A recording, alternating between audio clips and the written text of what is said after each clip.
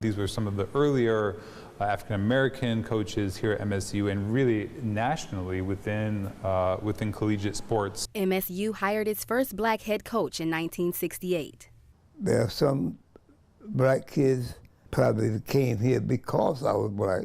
And by the same token, I might have lost some white kids because I was black.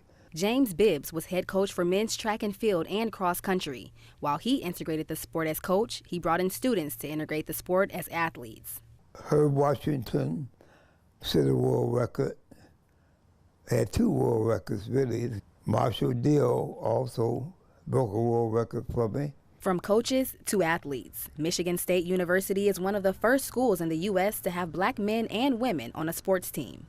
This exhibition draws attention to the fact that MSU was really a leader in that in the 50s and 60s, doing a lot of incredible work to really integrate. Broad Art Museum senior curator Stephen Bridges says the university's resistance training, art, sports, and civil rights exhibition shows its progressive stance on racial and social integration and a lot of firsts for African Americans.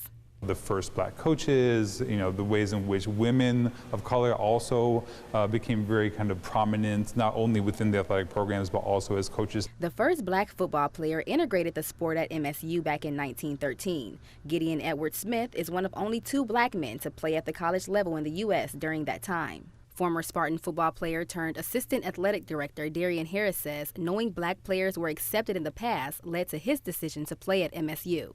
That was really meaningful. It was meaningful when the decision that I made to come to Michigan State, meaningful when the decision I made to leave home. A gloved fist raised in protest of the treatment of black people, using history and art to spark conversations that empower future generations of athletes and coaches. In East Lansing, Tanaya Jordan, News 10.